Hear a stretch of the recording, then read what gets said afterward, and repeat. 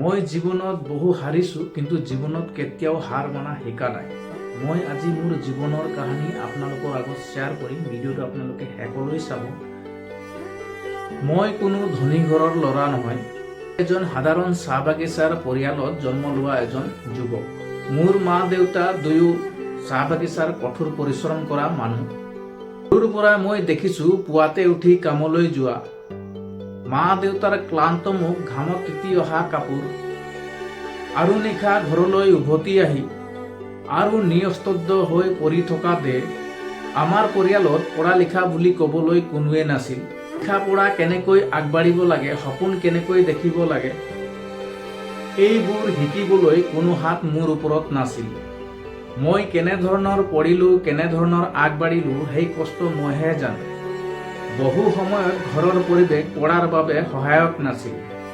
আৰ্থিক অভাৱ, মানসিক চাপ আৰু দৈনন্দিন দুখে মোক বহুবাৰ ভাঙি পেলাব খুজিছিল।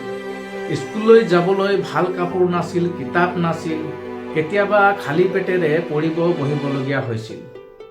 কিন্তু এই অভাৱবোৰে মোক ভিতৰৰ পৰা শক্তিশালী কৰি তুলিছিল। মই ভাবিছিলোঁ, যদি মই আজি হাৰি যাওঁ, তেন্তে মোৰ পৰিয়ালৰ এই দুখৰ শেষ কেতিয়াও নহ'ব।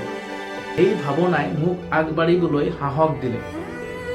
মোৰ জীৱনত বহু সময়ত মই অকলে যুঁজিছোঁ। কোনো পথ প্ৰদৰ্শক নাছিল, কোনো সহায় নাছিল, কিন্তু মই নিজৰ ওপৰত বিশ্বাস ৰাখিছিলোঁ। মই জানিছিলোঁ, মই যদি চেষ্টা কৰি যাম, তেন্তে একদিন নিশ্চয় মোৰ জীৱন সলনি হ'বই।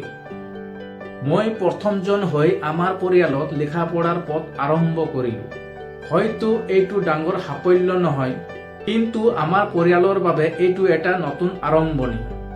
আজিও মই সম্পূৰ্ণ সফল নহয়, আজিও সংগ্ৰাম শেষ হৈ যোৱা নাই, কিন্তু এতিয়া মোৰ মনত ভয় নাই, কাৰণ মই জানো মই হাৰ মনা মানুহ নহয়।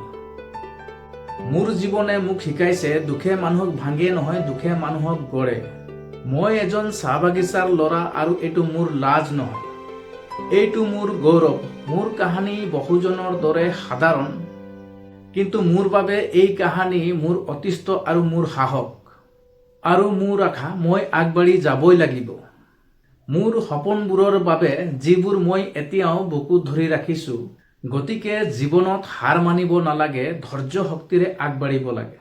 তো এইখিনি আছিল মোৰ জীৱনৰ কাহিনী, আপোনালোকৰ আগত শ্বেয়াৰ কৰিলোঁ। ভিডিঅ'টো আপোনালোকে কেনে পালে কমেণ্ট কৰি জনাব, শ্বেয়াৰ কৰিব, লাইক কৰিব।